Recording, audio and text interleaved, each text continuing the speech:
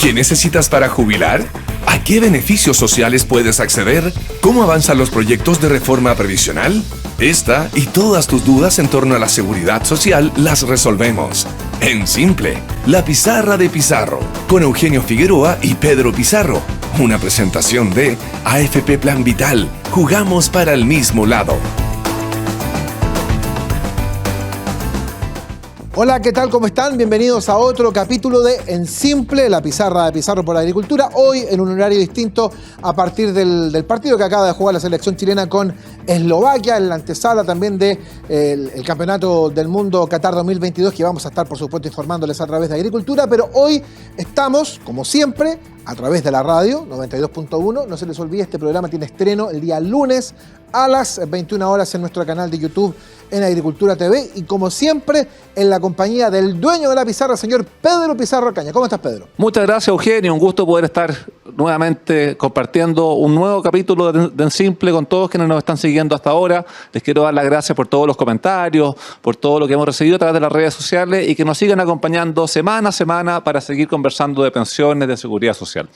Y tal como tú decías, Eugenio, tenemos un interesantísimo invitado hoy. Nuestro invitado de hoy es abogado de la Pontificia Universidad Católica de Chile, es académico, es experto en materia de pensiones, en materia de seguridad social, fue fiscal de la Superintendencia de Pensiones, o sea, tiene todos los pergaminos necesarios para poder conversar de la reforma que está presentando el gobierno e irla desmenuzando en detalle. Don Alejandro Charnio, ¿cómo estás? Buenos días, gracias por acompañarnos. Hola, buenos días, gracias por la invitación, así que muy contento de poder colaborar al debate público a través de este programa. Sí, pues gracias, Alejandro. Y también fuiste asesor del Ministerio del Trabajo y Previsión Social. Nos tocó ahí estar juntos un tiempo. Justo con la ministra María José Saldívar. Así fue, pues.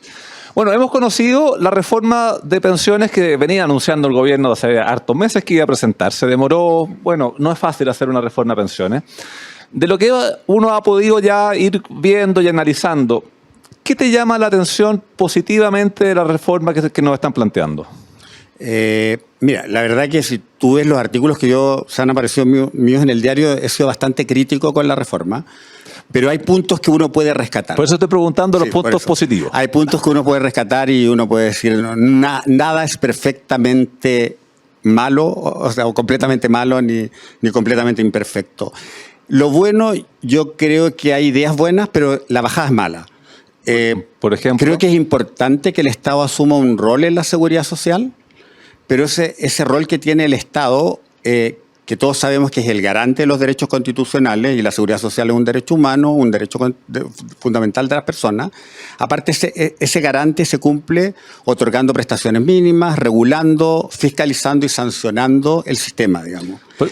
Y eso ya existe ya. Eso ya existe.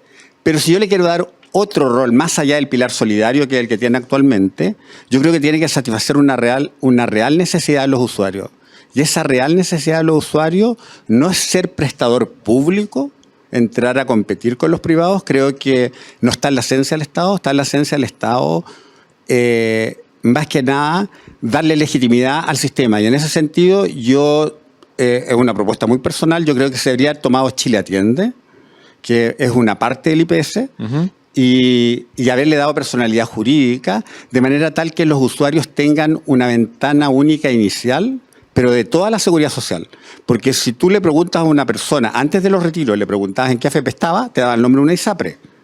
O si le preguntas a una persona, si usted tiene un accidente en el trayecto al trabajo, ¿qué hace? Algunos están en el silbato a FONASA y no, tienen que ir a la mutual. Entonces, hay cierta información que es el Estado el responsable de entregártela, sin perjuicio de la responsabilidad que tengan los prestadores.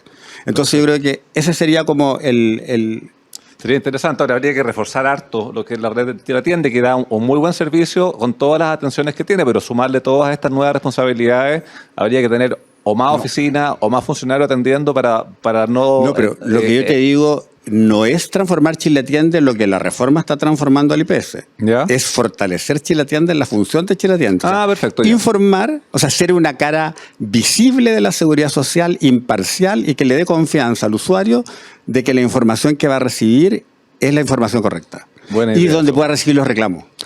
Sí, buena idea esa. ¿Te tocó a ti participar en la elaboración de la reforma previsional durante el gobierno pasado del presidente Sebastián Piñera? No, me tocó en la de 2008 y también. Para los quienes nos están escuchando hasta ahora, ¿qué tan complejo es preparar una reforma previsional, me imagino que hay que hacer coordinaciones entre varios ministerios, distintos asesores. No es tan simple hasta que se ingresa un texto. No, o sea, es difícil. La reforma del 2008 fue una gran reforma dentro del sistema, porque ahí fue cuando el sistema se transformó en un sistema mixto. O sea, ya es mixto, porque hemos visto que ahora el gobierno dice que va a pasar a ser mixto. No, el sistema es mixto desde el año 2008, cuando la presidenta Bachelet creó el pilar solidario. Y eso hace que el sistema sea multipilar. Y fue complejo porque, por un lado, estás creando todo un nuevo sistema y lo otro es llevar a la práctica esas normas. Entonces, yo estaba en la superintendencia y hubo toda una legislación normativa súper frondosa para poder regular y para poder ejecutarlo a tiempo, digamos. En ese sentido, y tienes que coordinar, obviamente, siendo el sistema de capitalización individual el más importante en la parte contributiva, obviamente tienes que coordinarlo con Hacienda y en lo que es mercado de capitales y también, bueno, en lo que es el gasto público, digamos. Sí. ¿Has podido ver en detalle, analizar la reforma? Es extensa, son como 402, 403 páginas si uno ve el informe financiero y todos los agregados que trae el proyecto. No es fácil de analizarlo. Bueno, para uno que es como entendido, me resultó más fácil porque lo que hace un poco es un copy and paste del DL 3500, como lo deroga. ¿Sí? Muchas normas las reproduce. Pero sí hay que ser cuidadoso que no te reproduce todas las normas. Entonces, a lo mejor cuando lo llevemos a la práctica podría haber alguna laguna en el sentido de que el regulador tenga que interpretar. Ahora, creo que va por el camino equivocado en el sentido que es muy refundacional. Uh-huh. Yo creo que lo que se debería hacer es tomar lo bueno que tenemos y corregir las debilidades. ¿Y cuánto tiene de técnico y cuánto tiene de político, a tu juicio, la reforma que está presentando el gobierno? ¿Prima más la ideología, prima más la técnica en el texto que estamos viendo? A ver, si tú me dijeras que esta reforma se dictó en el año 1981 como el DL 3500, yo la aplaudo. Porque en el fondo pasar de un régimen de reparto puro a un régimen de capitalización individual como se hizo el año 81 uh-huh. y que fue vigente el 83, es súper drástico. Y creo que las cuentas nacionales cumplen un papel transitorio cuando quieres ir en vía de la capitalización individual, que es la que mayoritariamente debiera tener el sistema. Hoy en día creo que no recoge la realidad país por varias razones, digamos. O sea, tenemos una PGU súper potente y una PGU que lleva las tasas de reemplazo a más del 70%, la actual. ¿Qué son las tasas de reemplazo? La tasa de reemplazo es el porcentaje de tu última remuneración, algunos dicen de tu remuneración de los últimos años, ¿ya? Con tu pensión. O sea, si yo ganaba perfecto, 1 billón y mi pensión es 700.000 pesos, es un 70%. Claro, yo estoy preguntando esas cosas porque sí, de repente hay algunos términos que uno los maneja, pero que no todo el mundo los sistemas de pensiones en general buscan tener una tasa de reemplazo de un 70%. O sea, con la PGU actual... Eso es como un monto así internacional es como, de un buen sistema. Como un monto teórico de un buen sistema. Ya. Entonces, tenemos que con la PGU actual, de 193.000 pesos y algo, ya las mujeres y los hombres tienen esa tasa de reemplazo cotizando un 50%, o sea, cotizando la mitad de la vida laboral. ¿Con qué nivel de remuneración? Por ejemplo, 400.000 pesos ya tienen ambos sobre el 70%. Y si yo la subo a 250.000 pesos, se superan el 100%. ¿Que eso viene en el proyecto? Eso viene en el proyecto. Ahora, tú me puedes decir, sí es fantástico corregir, y hay algunos países que tienen tasa de reemplazo más del 100% para las personas de bajo ingreso, y me parece, sí, es fantástico, pero en un país que tenemos recursos limitados y tenemos muchas más necesidades sociales que cubrir, yo creo que uno tiene que balancear. Y lo otro es que no podemos pretender que las pensiones corrijan el mercado laboral completamente. O sea, tengo que hacer políticas públicas también para corregir el mercado laboral. Deduzco lo que estás contando, Alejandro, que no estarías de acuerdo con subir la PGU a 250.000, ¿tú la dejarías como está hoy día en monto? Yo no estoy de acuerdo, lo dejaría como está. Y en el evento de que se subiera, yo lo haría con enfoque de género. O sea, le subiría solo a las mujeres, ¿ya? Como una forma de favorecerla, y lo haría además con enfoque de género y por años cotizados. O sea, le darían más a las mujeres que han cotizado más, porque lo que yo tengo que buscar es la formalidad en el empleo. Claro, y aparte que recordemos que con la PGU lo que logramos fue que ningún adulto mayor nos quedase bajo la línea de la pobreza. Entonces yo entiendo que cualquier monto adicional sobre eso ya te permite ir haciendo focalización a grupos más postergados, sí, o que tienen pensiones más bajas. Sí. O sea, si tú lo ves, Chile, de los países latinoamericanos, es el segundo que tiene una mejor PGU, digamos, porque Uruguay tiene como un 200% sobre la línea de pobreza, pero Chile se acerca al 100%, es un 97, 98. Yo creo que es un gran avance y hay que reconocerlo, pero también tenemos que ver que los sistemas de pensiones un poco lo que hacen es sustituir ingresos de tu vida activa. Ahora, no es malo que la gente de menores recursos tenga una mejor tasa de reemplazo que los otros, pero el problema es que tenemos poco bolsillo fiscal en este momento y tenemos que hacer un montón de necesidades. Sí, claro, eso, y lo hemos visto ahí que se ha estado tratando de condicionar la mejora en la PGU con la reforma tributaria, diciendo que el Estado siempre tiene otras vías para financiar, pero eso ya es otro tipo de discusión. Es lo mismo que de PGU. En la reforma están proponiendo eliminar este requisito del test de afluencia, o sea, eliminar que la persona sea parte del 10% más rico. A mi juicio, eso lo digo yo a título personal, creo que es un reconocimiento implícito de que no lograron dar con el instrumento para focalizar bien este tema, pero yo creo que es una buena política eliminar este requisito. A mí me parece que la universalidad de la PGU, o sea, yo creo que el 90% menos rico, digamos, no es muy rico en Chile. Sí, claro. Porque en realidad la riqueza está concentrada en el 3%. Entonces, podríamos decir el 97% para hacerla universal. Pero si lo hace al 100% no le veo tanto problema porque nuestro sistema tributario es progresivo. Entonces, esas personas estarían colaborando a través de vía impuestos y la focalización también cuesta. O sea, cuesta horas.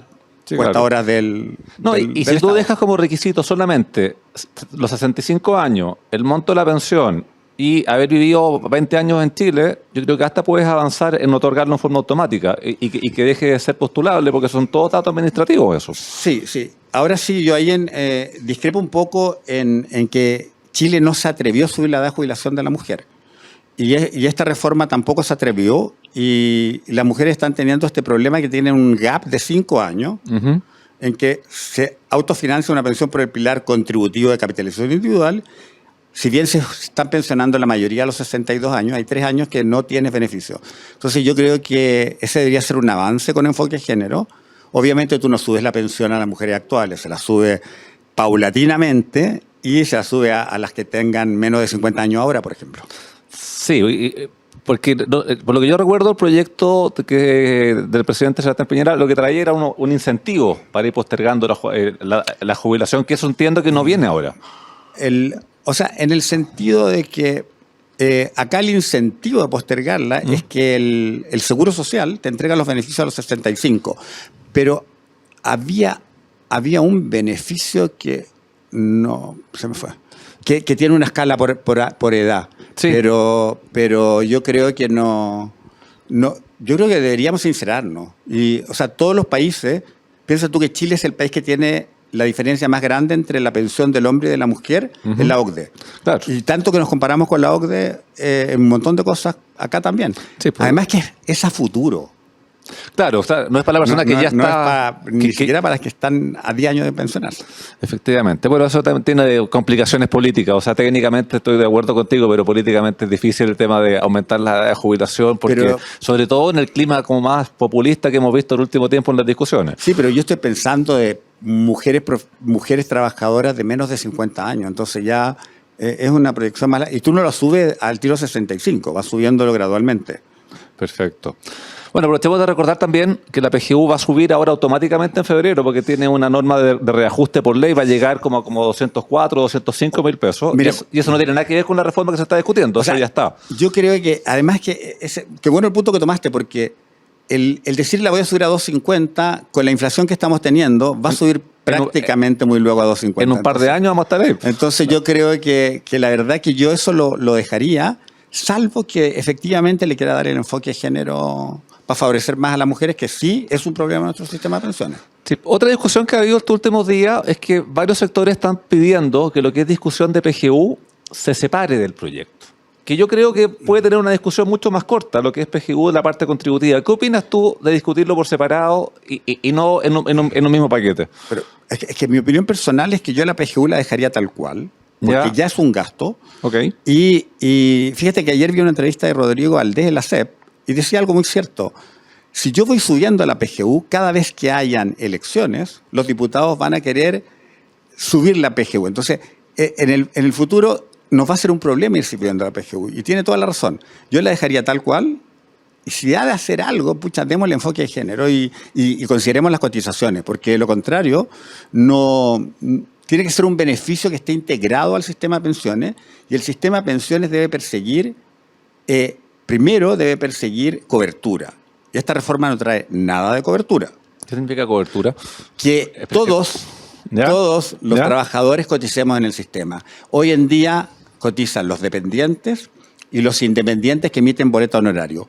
Pero hay independientes formales que perfectamente podrían cotizar, que son los que emiten factura y hacen PPM, sea tan fácil como el boleto honorario, las rentas presuntas, las rentas sujetas a impuesto único, y los que te costaría, claro, son los informales, pero tú puedes crear mecanismos de recaudación para los informales, de manera tal de que ellos perfectamente podrían, por ejemplo, en las grandes cadenas de supermercados o en las grandes tiendas, ser recaudadoras. Si tú cuando vas a comprar algo, decir, ¿sabe qué? Esto mándemelo a la pensión. Ya, pues ahí estamos hablando de informalidad, que entiendo que en Chile tenemos como un 30% de informalidad. Sí, un 27% como algo. ¿Viene algo en la reforma para hacerse cargo de la informalidad? No, de informalidad no. Viene algo para los independientes, que pueden celebrar un pacto con su institución bancaria para que se le haga un descuento. Mira, eso es una buena medida, pero hay muchas medidas más que tú puedes facilitar. O sea, efectivamente, como yo te decía, a través de cadena farmacia, del comercio podrías recaudar, podrías eliminar un poco para este tipo de independientes la mensualidad. Lo importante es que vaya haciendo aporte. Sí. Sí, ahí tenemos varias ideas ahí que, bueno, durante la discusión esperemos que se vayan considerando. Así que, Eugenio, hemos tenido un primer bloque súper interesante. Nos vamos a ir a una pausa, Eugenio, y volvemos en un par de minutos más. Okay. Así es, Pedro. Antes te quiero contar que si tienes un plan, cámbiate a AFP Plan Vital. Canales digitales 24/7 y productos de ahorro voluntario APB y Cuenta 2 para que juntos sigamos haciendo crecer tus ahorros. Cámbiate hoy a AFP Plan Vital y como siempre te invitamos a suscribirte a nuestro canal de YouTube Agricultura TV, donde podrás encontrar programas exclusivos. Ya lo sabes, pincha la campanita, déjanos tus comentarios e interactúa junto a nosotros. Estamos junto a Pedro Pizarro, estamos junto a Alejandro Echarme, estamos en este horario especial después del partido de Chile, estamos en Simple en Agricultura. La pausa breve, ya seguimos. Hay algo en esta vuelta al fútbol que es irreemplazable. El estar cerca. Cerca para volver a sentir la pasión, el nerviosismo, la alegría. Y cerca para volver a celebrar todos esos pequeños y grandes triunfos. Por eso en AFP Plan Vital queremos ser parte de tus triunfos, con la asesoría que necesitas para que llegues a tu meta. Tenemos 40 años de experiencia administrando fondos, tus ahorros, experiencia 100% digital y Cuenta 2 y APP con la menor comisión del mercado. AFP Plan Vital. Jugamos para el mismo lado. Muy bien, estamos de vuelta en Simple, la pizarra de Pizarro como siempre, aquí en Agricultura 92.1. No se les olvide, como todos los días domingo hasta ahora, los días lunes, 21 horas el estreno en nuestro canal de YouTube Agricultura TV. Estamos con Alejandro Echarme, nuestro invitado, estamos con Pedro Pizarro, el dueño de la pizarra, para seguir ahondando en este tema de la reforma que tiene tantos puntos por aclarar, Pedro. Sí, hemos estado conversando con Alejandro durante la primera parte del programa, hablamos de los aspectos positivos que encontraba Alejandro de la reforma y los cambios que vienen propuestos en lo que es la pensión garantizada universal. Pero vayamos a otros puntos que han estado también en la palestra durante estos primeros días ya de discusión con un texto conocido. Se incrementa la cotización en 6 puntos, que eso es parecido a lo que venía en la propuesta de la presidenta Bachelet, el presidente Piñera, con un incremento que hacen los empleadores con una gradualidad. Hasta ahí coinciden. Ahora, esta plata no va a las cuentas de cada uno, va a otro lado. ¿Qué opinas tú? ¿Hacia dónde están destinando estas platas? ¿Qué debiese hacerse? Y expliquemos un poco más o menos simple qué es lo que están proponiendo hacer con estos 6 puntos. Mira, primero, las cuentas nacionales tienen cuentas personales de los trabajadores, pero es una anotación virtual que tú tienes y se te anotan tus cotizaciones, pero esas cotizaciones se le da una rentabilidad ficticia, digamos, que no es la rentabilidad de mercado, que tiene que ser menor que la de mercado para que puedas hacer esta solidaridad intergeneracional. Y la rentabilidad, bueno, se estima que podría ser un 2% lo que uno está escuchando, ¿ya? Y la rentabilidad de mercado podría ser un 4%. Entonces, tus cotizaciones al momento de pensionarte tendrían esa rentabilidad. Ahora, la reforma propone que un 70% de la cotización, o sea, un 4,2%, ¿Ya? va a tener esta rentabilidad nocional que va a ser, pongamos que sea el 2%, que es lo que se está diciendo. Y el 1,8% se va a repartir entre todos los afiliados de acuerdo al sueldo promedio del sistema que bordea como el $1.000.000. Ya. Entonces hay beneficios a los que ganan menos de 1 millón o más de 1 millón. Sí, un pequeño detalle, Alejandro, simplemente para hacernos cargo de cosas que uno lee, por ejemplo, en redes sociales y que se comenta para hablarlo en simple. Muchos han puesto el ejemplo de que una cuenta nacional es un vale por. Es un cheque a fecha y va, o sea, ¿Con dependería. fondos o no? Es que va a depender de la protección que pudiera tener ese fondo. En el fondo, si tú quisieras. Ahora, en lo personal, yo, si quieres después lo explico, yo creo que no es la cuenta nacional lo que solucionaría el problema del foco de nuestro sistema actual. Pero tú tendrías que proteger ese fondo de manera tal que solo se use para pagar las pensiones de los chilenos. Pero si tú piensas, por ejemplo, en la propuesta de la Convención Constitucional que eliminaba las leyes de quórum calificado, ¿cómo puedes proteger un fondo con una ley simple? O sea, en cualquier momento te lo podrían cambiar. Sí, pero ¿qué pasa con esa plata? Porque tú me estás diciendo que, y lo mismo que hemos escuchado de algunas autoridades de gobierno, que de esos 6 puntos, un 70% va a una cuenta de uno. Sí. Pero hay una Pero es a inversión, un registro ¿hay una tuyo. inversión real a nombre de uno sea, hecho ahí? ¿O qué no. se hace con esa plata? No. La inversión para ti es la rentabilidad nacional que te ofrecen, ¿Ya? rentabilidad nacional que no está en la ley. Es una rentabilidad nacional que se va a fijar de manera más administrativa. ¿Y con esa plata que se hace? Y la ley lo que sí contempla es que para obtener la sostenibilidad del fondo, eventualmente se te pueden bajar los beneficios, como ocurrió en Suecia y ocurre en todos los países con cuenta nacional. Porque al final la cuenta nacional tiene un componente de reparto como encubierto, y todos sabemos que el reparto encubierto, o sea, el reparto en general con los problemas demográficos va a tener problemas a la larga sostenibilidad y se traducen en disminución de los beneficios. O sea, los beneficios que está comprometiendo y anunciando el gobierno en su propuesta de reforma previsional no son beneficios garantizados en el tiempo. No son beneficios garantizados en el tiempo, pero en la definición del beneficio no. O sea, el monto. Porque la ley contempla que para la sostenibilidad del fondo se pueden reducir los beneficios. Ya, y si uno piensa que la población está envejeciendo, lo normal sería que estos se fuesen reduciendo en el tiempo, salvo que estos 6 puntos los aumentemos. O sea, a la larga todos los países que tienen cuentas nacionales han tenido que reducir. Pero yo ahí me gustaría tomar un punto. O sea, yo creo que el foco está mal puesto, digamos. Con una PGU como la que tenemos ahora, que está dando más de un 70% de tasa de reemplazo a los ingresos bajos o medios bajos, el foco de esta reforma debería ser la clase media y las mujeres. ¿Ya? Y la clase media obviamente no la solucionas con la cuenta nacional, porque la cuenta nacional consiste en que la clase media transfiera dinero a los de menos recursos, digamos. Y Expliquemos como ya eso. solucioné los de menos de recursos, es como la antítesis de lo que estoy persiguiendo. Expliquemos eso. ¿Por qué la clase media entonces estaría financiando las pensiones de los sectores que tienen menos ingresos? Una, porque primero te van a dar una rentabilidad menor a la de mercado, entonces tú tienes una pérdida nocional, por ¿Ya? decir, entre rentabilidad y mercado. Y además, porque después tú tienes el 30% que se reparte por el sueldo promedio. Entonces, todos los que ganan más del sueldo promedio van a recibir menos. Pero si mi foco debiera ser la clase media, no es el mecanismo. Entonces yo tendría que ahí... El foco es la clase media y las mujeres. Y las mujeres yo creo que se solucionan más sosteniblemente con un seguro de longevidad a cuarta edad y truncando las tablas de mortalidad.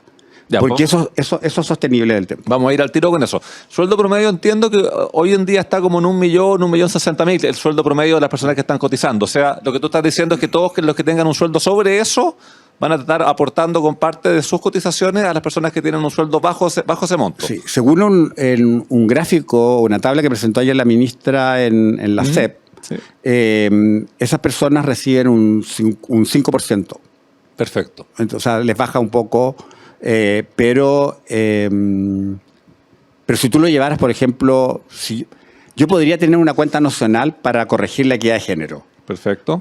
Y decir, me cuesta un 2 puntos porcentuales y los otros 4 tendrían que ir a capitalización individual. Ya. Ahora, si estos 6 puntos van a estar en una cuenta nacional anotados, si la persona fallece antes de pensionarse, ¿no hay herencia sobre esos 6 puntos?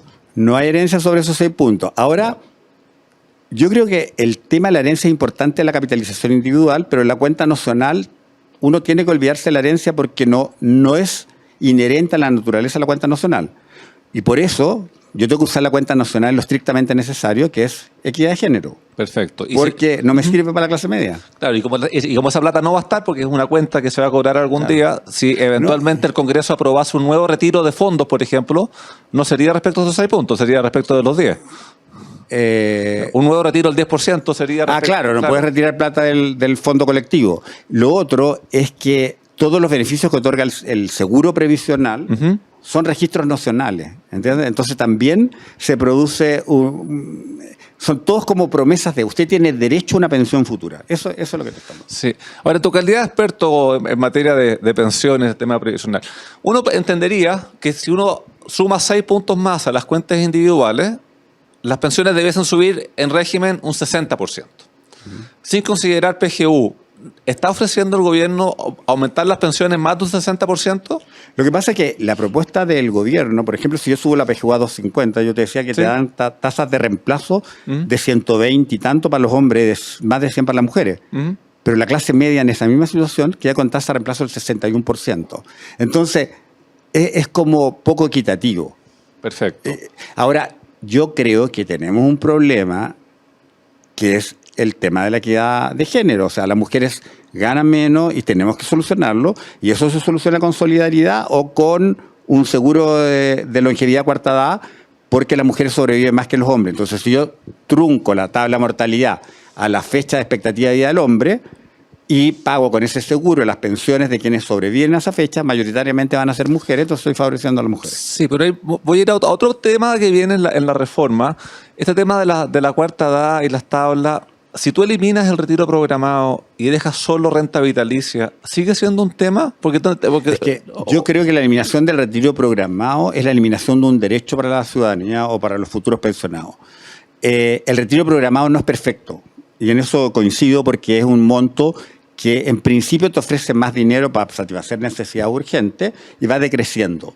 Pero hay un grupo de la población que el retiro programado es su solución.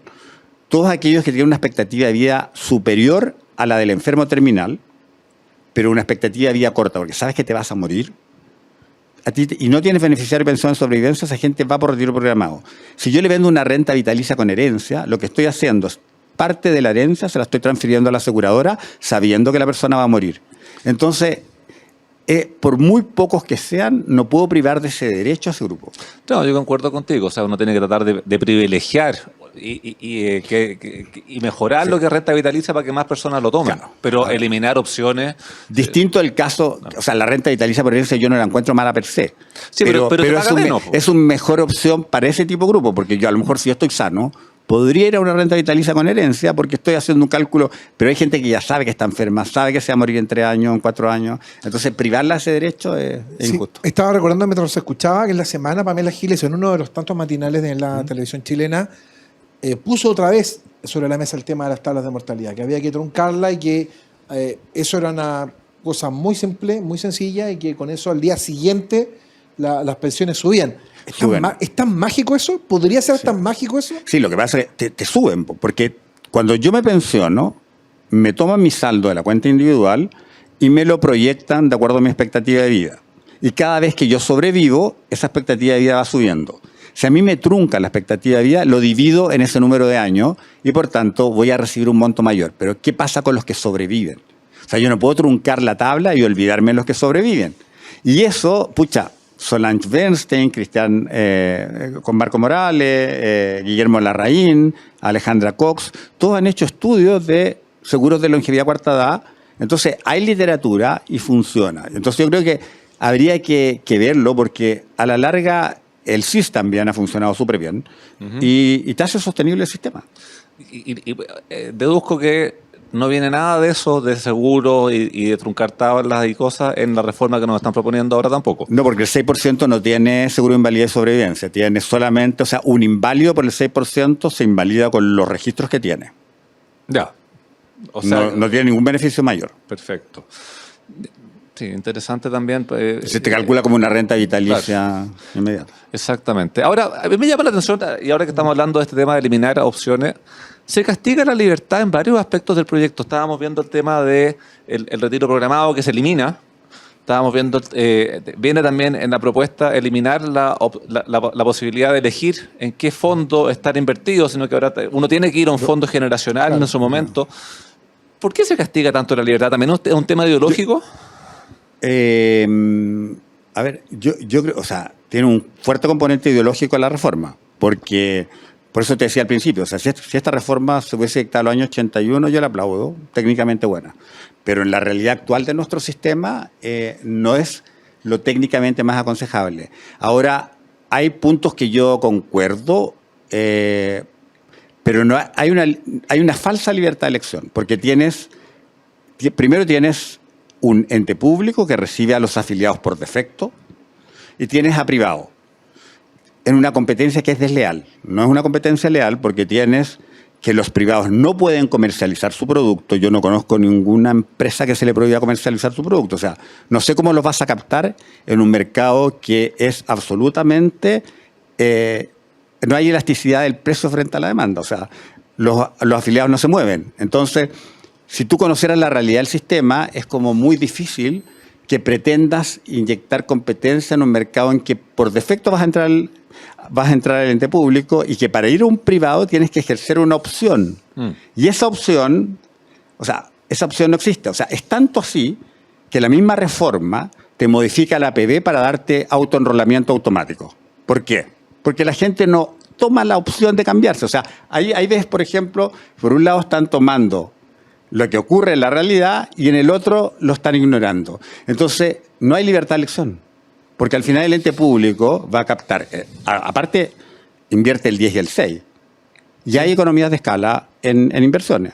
O sea, no es lo mismo tener el 16% que tener el 10%. Ahora, con respecto a la libertad de los fondos generacionales, yo, la verdad, cuando estábamos en la superintendencia, vimos que todas estas opciones de cambio que seguía la gente con Feliz y Forrado, a la larga te perjudicaban. Entonces, seguir una trayectoria por edad no lo encuentro malo. Mi duda es si son necesarios 10 fondos.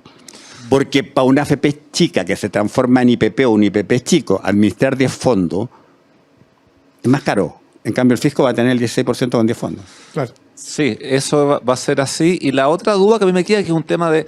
A ver, hoy en día, si uno está en un multifondo, y uno eligió estar en un multifondo, y ese multifondo no renta lo que uno estaba esperando, o pierde...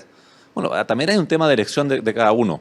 Pero si a ti te asignan un multifondo que te corresponde generacionalmente en que tú no tienes capacidad de elección y pierdes, esa va a ser responsabilidad de quién entonces. Pero es que yo ahí no concuerdo mucho contigo, porque yo creo que en ese sentido la gente en general, el sistema es complejo.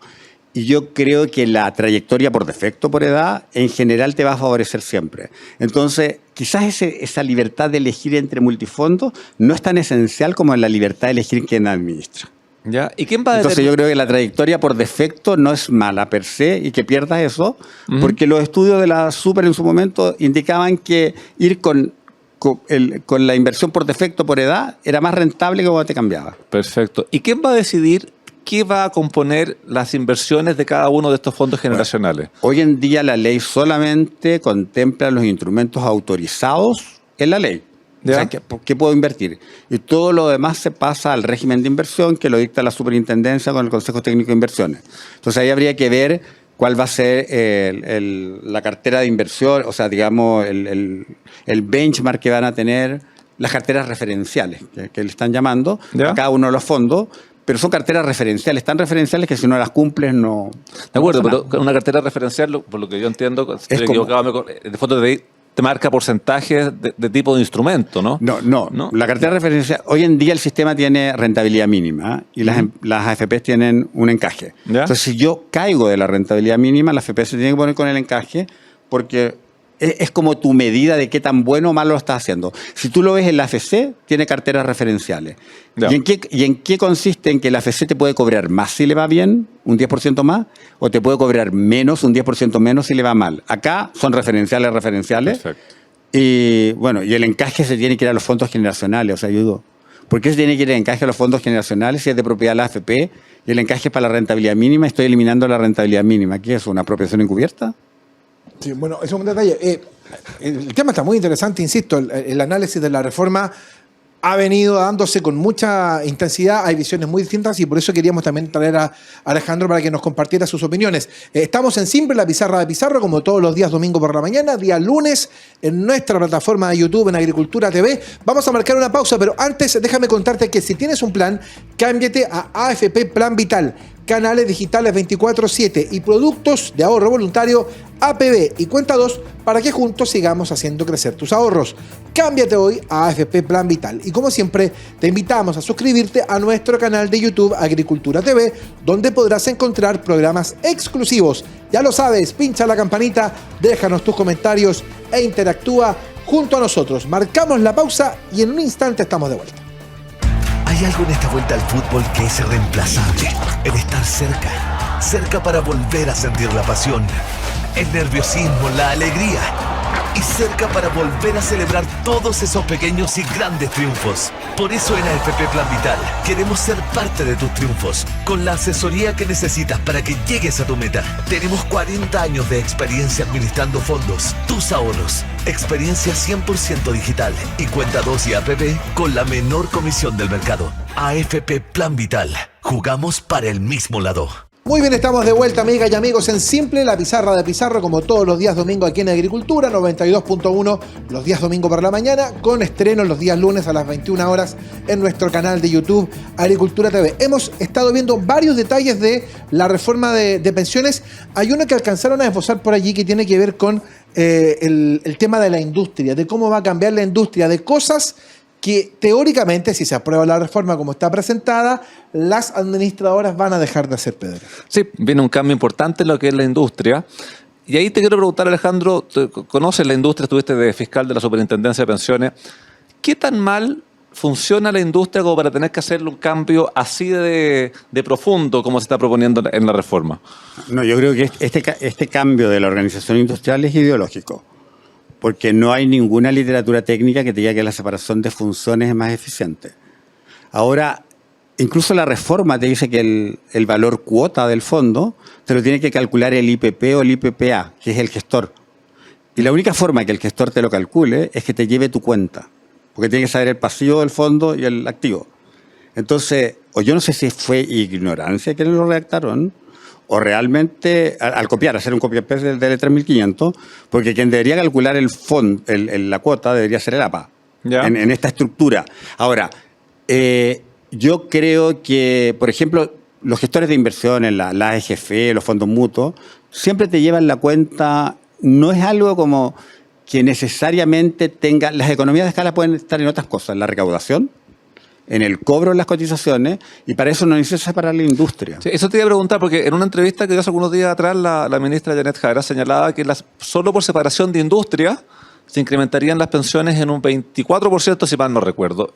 Y la verdad que yo no encuentro mucho sustento a la frase. O sea, no sé de dónde uno podría llegar a esos incrementos de pensiones por separación de industria. No sé si tú tienes algún dato más sobre eso. No tengo ninguno, pero se comprometieron, de hecho ayer en el seminario del CEP, se comprometieron, producto que los centros de estudio le pidieron la información, de ponerlo a disposición, y sería interesante saber cómo hicieron ese cálculo. Porque además que acá hay una apuesta que lo haga el IPS, y que lo haga el IPS reforzado, y lo extraño, que a mí me parece como abogado, digamos, es que yo no conozco en derecho público ningún organismo que licite sus funciones. Los organismos públicos, el jefe de servicio puede delegar funciones, pero licitar, entregar a un privado tu función, no me imagino un servicio de impuesto interno que licite la función de fiscalizar. O la superintendencia de pensiones que licite la función de regular el sistema y que licite la función de fiscalizar. Entonces, yo creo que si esto, por ejemplo, si hubiese un pronunciamiento de la Contraloría, diría, señores, esto no puede pasar. O sea, la naturaleza jurídica de un organismo, el organismo existe per se porque el Estado requiere que esas funciones las ejecute el órgano público. Entonces, ahora, distinto el caso si me dicen voy a crear un consejo como el Consejo Financiero que administra los fondos soberanos. O sea, ¿podría tener algún tipo de vicio de constitucionalidad en esa parte del proyecto? Yo creo que lo tiene, y creo que no ha salido a la luz pública, y de hecho, cuando se vio el CAS en todas las reformas anteriores, se analizó, distinto del caso que tú efectivamente crees el organismo y que el organismo puede licitar el cobro, la recaudación, pero licitar todo Sí. es un cascarón. Sí. Y ese es otro punto que tampoco se ha visto tanto, porque se señala que hay economías de escala. Entendamos que uno tendería a pensar que en un mercado competitivo ya hay economías y se está haciendo lo más barato posible. Pero por otro lado, hay un gasto o hay un incremento en el gasto público para que esta entidad pública pueda hacer toda esta prestación de servicios. Porque hay que tener mayor cantidad de personas, probablemente haya que tener mayor cantidad de sucursales funcionando. Hay como un subsidio cruzado ahí, porque eso se financia uno por otro. Lo que pasa es que se contempla la contratación de 1.000 y tantos funcionarios para el IPS, pero sí el APA te va a poder cobrar un poco y el gestor privado también, el gestor público también te va. Bueno, ahí hay otra inconstitucionalidad. ¿Cuál sería esa? Porque que hayamos rechazado la propuesta de constitución no quiere decir que Chile no tenga constitución.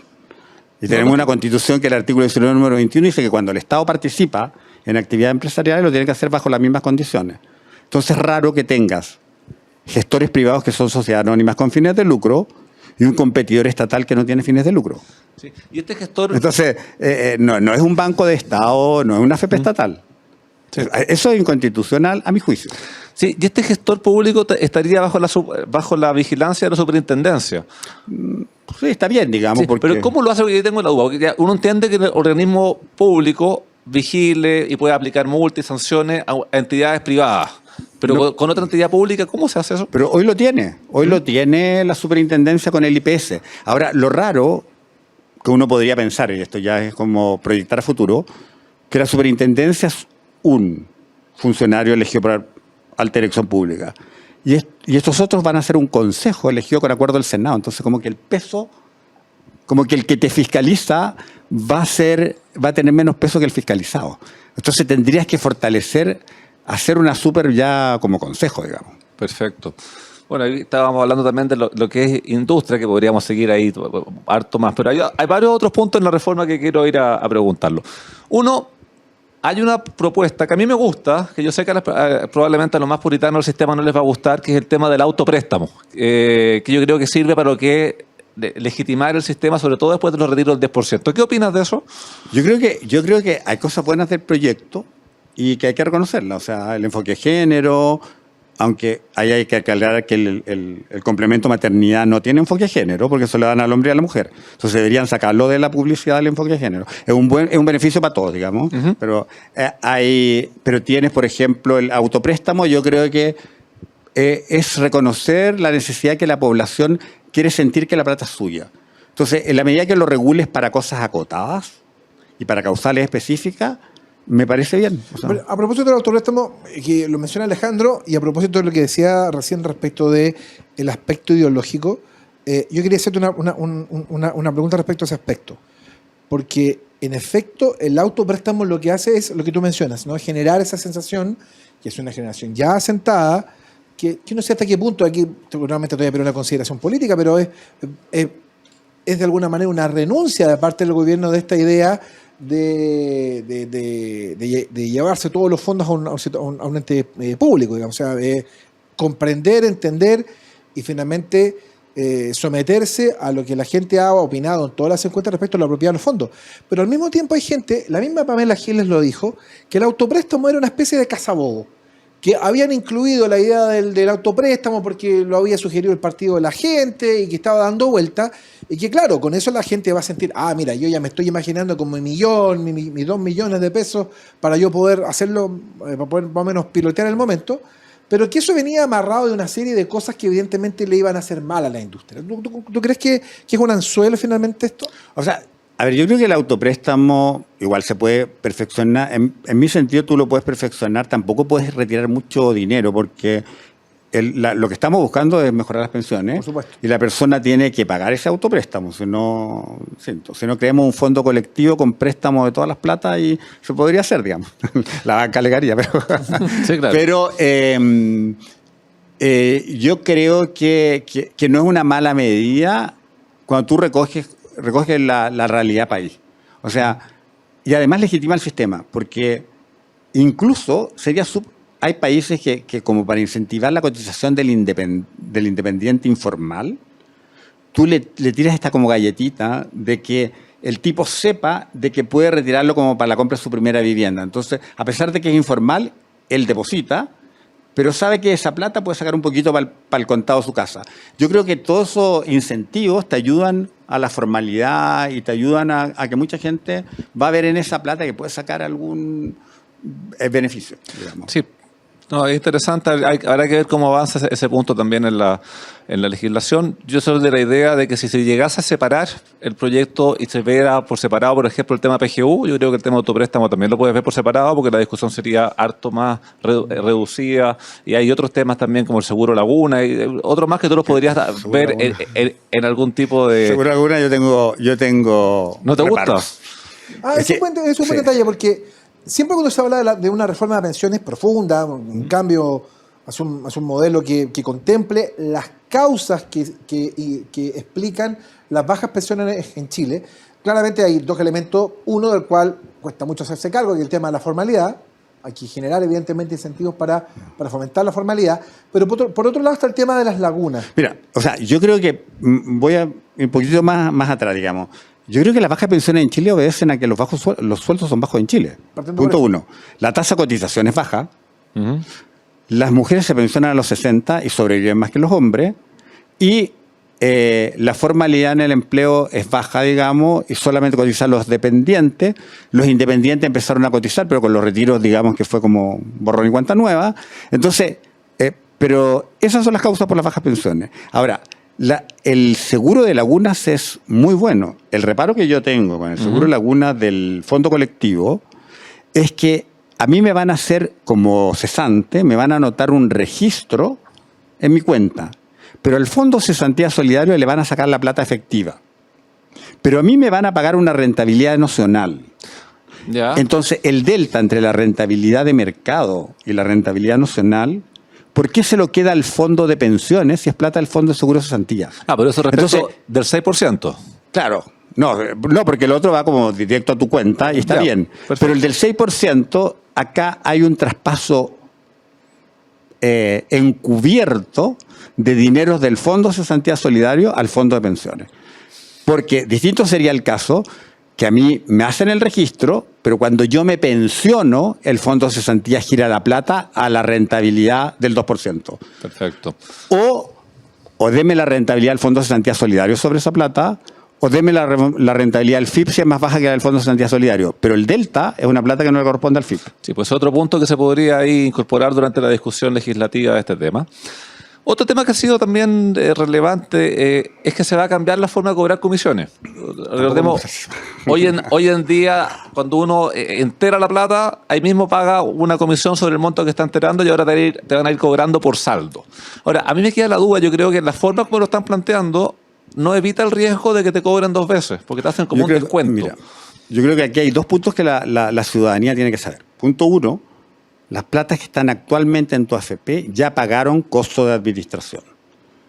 Y el fisco, el Estado, bajo ningún motivo, te puede cobrar de nuevo eso. Pero partamos de eso, Está claro. porque ya pagaste. Sí. O sea, esa plata debería quedar marcada nocionalmente que es costo cero. Ahora, la comisión por saldo es buena porque te permite en el fondo comparar más fácil, pero ojo, la comisión por flujo actualmente no te la cobran cuando no estás trabajando. La comisión por saldo te la van a cobrar siempre. Claro. O sea, tienes que saber eso, hacer la escala. Lo otro es que el sistema que usa la reforma es que tiene una tasa de descuento por edad, cuando lo importante no es la edad, lo importante es cuánta plata tienes, porque la comisión es por saldo. Y yo digo, si Perú lo hizo bien y te da la opción de elegir si te querías quedar en flujo, aquellos que estamos pronto a pensionar, ¿no? Menos de 10 años, por lo menos yo. Uno podría. Queda mucho todavía. Bueno, a mí me queda poco. Entonces, uno podría. Dos mundiales y medio. Pero uno podría elegir. Yo me quiero quedar con flujo. Y en Perú tú tenías flujo y saldo, y los administradores iban jugando con flujo y saldo, y eso también produjo competencia. Porque tú haces el cálculo de cuánto te conviene. Pero que te descuenten por edad. ¿Y qué pasa con...? O sea, la persona que empezó a trabajar más, a una edad más avanzada recién, va a tener un descuento por un monto chiquitito mayor que el que empezó. O sea, es arbitrario, no es discrecional. Sí, o sea, la idea está bien, la forma de implementarlo sería discutible ahí. O sea, la transición de flujo a saldo demora más o menos 10 años. Y como acá lo quieren hacer rápido. Ya. ¿Cómo lo hicieron en Perú? Si uno pudiese así, explicarlo. O sea, tú podías elegir ¿Ya? si te querías quedar con flujo, aquellos que tenían harto fondo, digamos, porque ya pagaste Claro, porque bastante. Porque en ese sentido, Claro. una persona que tiene 25 años, que está partiendo sus cotizaciones, la Y después- comisión que le cobran es súper barata, porque Claro. le pagan una vez y le administran la plata durante 40 años.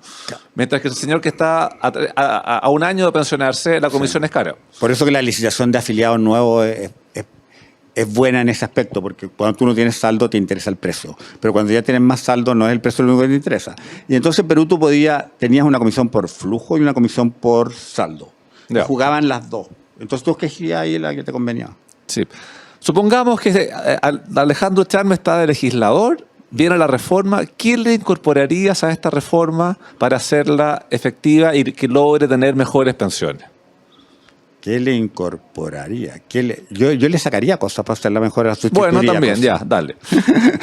Las cuentas nacionales las eliminaría porque no van al foco que es la clase media y las mujeres. ¿Y mandaría ese 6% a dónde? Es que el 6%, a ver, partamos de la base que en la situación actual en que estamos, el 6% va a ser súper ¿Insuficiente? gravoso.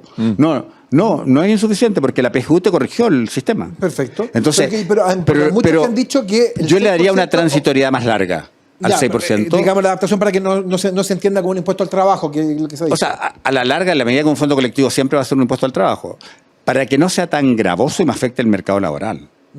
Y porque la PGU ya juega un rol importante. Entonces, tenemos que partir de la base que la PGU fue una reforma relevante en el sistema de pensiones. Entonces, querer subirla es gastar plata que tenemos que dedicar a educación, a salud, a un montón de cosas. Entonces, yo creo que uno tiene que administrar bien los recursos cuando son escasos, para satisfacer todas las necesidades. No sé, yo tiendo a pensar que el seguro de longevidad es mucho mejor, porque es más sostenible. ¿Ya? Y ahí, o por último, si lo quisiera dejar la cuenta nacional, un mínimo solo para mujeres. O sea, no Ya. para otra O sea, cosa. eliminaríamos las cuentas nacionales. Entiendo entonces que mayor cotización iría a las cuentas individuales. Y Pero un sí, porque seguro- tengo que corregir clase Claro. media y mujeres. Y un seguro longevidad. Esos serían. Esos serían como los cambios. No tendría actores privados salvo que ponga una AFP estatal o Manteniendo en ese la caso, libertad de elegir. sí, como un Claro. banco estado, pero tengo que respetar las condiciones de mercado si no hay competencia leal, digamos. Pero a mí me gusta la idea de transformar el Chile Atiende en una ventanilla única inicial, pero de toda la seguridad social. Así que ahí han escuchado varias ideas para la discusión parlamentaria que vamos a tener por un buen tiempo por delante hasta llegar a puerto. ¿cierto? A no olvidarlo, exactamente. Bueno, oye, se nos fue rapidito el programa. La verdad es que yo quiero agradecerle sinceramente al abogado Alejandro Charme, uno de los especialistas más reconocidos en temas de pensiones, para intentar explicarnos y entender su parecer y poner sobre la mesa algunos temas que de repente son un poco áridos, pero que uno trata de ponerlo en simple para que la gente vaya evaluando, vaya considerando evidentemente el desarrollo de esta legislación tan importante. Así que Alejandro, muchas gracias por acompañarnos esta mañana. Gracias. Y una pura cosa que debe ser súper importante. No podemos pretender que el sistema de pensiones proteja todas las contingencias de la seguridad social. Y eso es súper importante que lo tengan los legisladores en cuenta. O sea, los problemas de salud se solucionan con el sistema de salud y los otros problemas con el otro sistema. ¿Ya? Así de simple. Anotado. Sí, muchas gracias Alejandro. Eugenio, un gusto. Ha comenzado el Mundial de ahora, así que Sí, vamos a estar en la oficina buscando pantalla todo ahí para ir siguiendo los partidos. Así que... Yo sé que usted le va a Alemania y yo le voy a Uruguay. así No que- estando Chile, claro, uno busca Uno su busca- equipo más cercano acá. Exactamente. Bueno, nosotros nos encontramos, por supuesto, la próxima semana aquí en Siempre, la pizarra de Pizarro en Agricultura. Han sido muy amables, muchas gracias. Que tengan una buena semana. Chao.